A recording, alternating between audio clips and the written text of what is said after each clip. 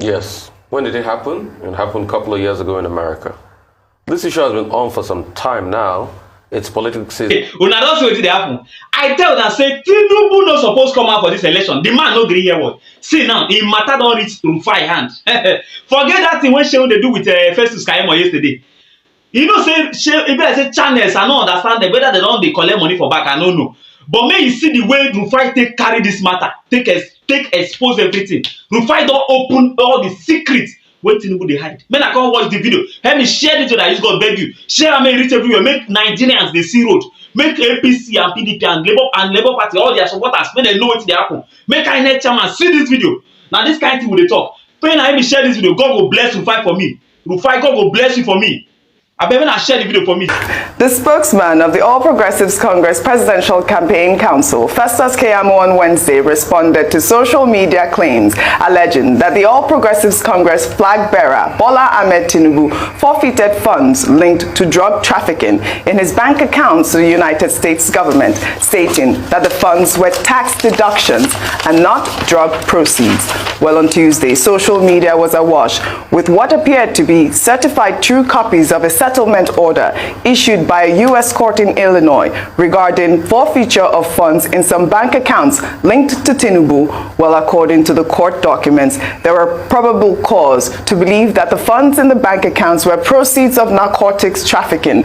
Keyamo, while speaking during a live television interview, said that Tinubu was not sued or indicted on any charge. The spokesman of the APC presidential campaign, Bayo Ononuga, has also weighed in on the allegations.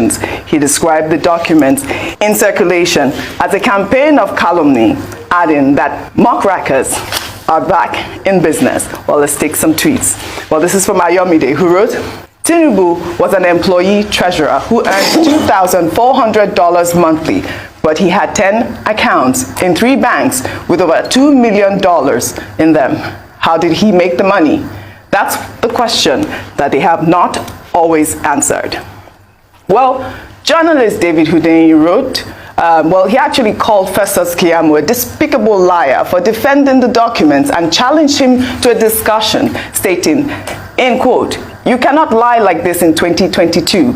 I will destroy you in less than 7 minutes if you agree to discuss the story with me on any television station of your choice. This is an open challenge." Well, Emmanuel wrote, "You can never be convicted of drug offense in the United States and settle it with forfeiture. Never. It would have been jail straight for Tinubu if truly he was convicted of narcotics dealing. The United States don't joke with drug offense. Hence, I am convinced that Tinubu was not convicted of a drug offense." Dr. Bati, while I catch my breath, over to you for your comments on this story. Well, you see, the thing about politics is that if you go into politics, you must be ready to hear the story of how your mother met your father. You always say that. And how, you were conceived. In fact, some may even doubt your paternity. Yeah. It's the nature of politics, either in Nigeria or elsewhere. In the case of Asiwaju Bola Ahmed Tinubu, all of these stories are not new. Since he became governor of Lagos State in 1999, all of these stories have been in the public domain, and that's why Mr. Bayo Ononuga said the muckrakers are back in business, because it's an old story. Okay, Keyamo's defense is that if you look at paragraph 38 of the same, document that you put out there, I think that's an affidavit, right? Yes. Yeah, it's an affidavit, which is also something that people should be very careful about. He said if you look at paragraph 38. The document talks about tax, that these are tax deductions, and that the processes are mere, speculations. So what do you expect? The APC is bound to respond, but as a person, Asiwaju Bola Ahmed Tinubu has been dealing with all these allegations since 1999, and it's not been taken to task anywhere, to the best of my knowledge, in this regard. But in political seasons, yes, every mud will be thrown at you from whatever direction, just to discredit your candidate, just to malign you, lower your integrity in the estimation of right-thinking members of a society.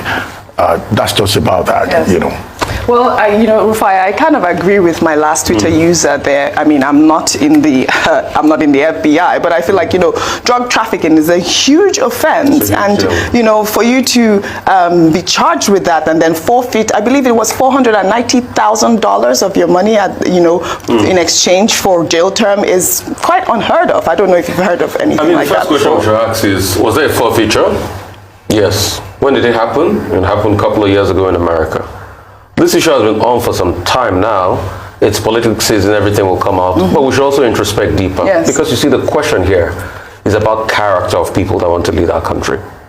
And it has to be said. And that's why when any candidate has this, they must come to explain beyond reasonable doubt. Somebody asked a question in your tweet that how does somebody that was earning $2,400 a month earn all that money? I think there's some explanation that needs to be done with documents. Because yes, these things come out during election season, but people come out with documents to explain. That's why I want the APC, apart from the explanation of, Mr. Keyamo that I felt was quite condescending on the journalist, saying, I want to school you, pick a pen and paper. I think that's wrong. I think people should not do that. It's a critical matter on ground, and when people ask questions, you supply them with answers as much as you can. So apart from that, I think they should also get more people to come explain all of this. Because it's constantly about a character question, and people have asked, even what's the name of the candidate? Who is this candidate? What school did he attend? And the likes. Because all of these issues also came up when he was governor. And you remember how the National Assembly had to settle that this same Festus Keyamo, it was Festus Keyamo v. House of Assembly in Lagos. He was the one that took then the National Assembly, the House of Assembly and Bola Tinubu to court then about another case, the veracity of the university he went to.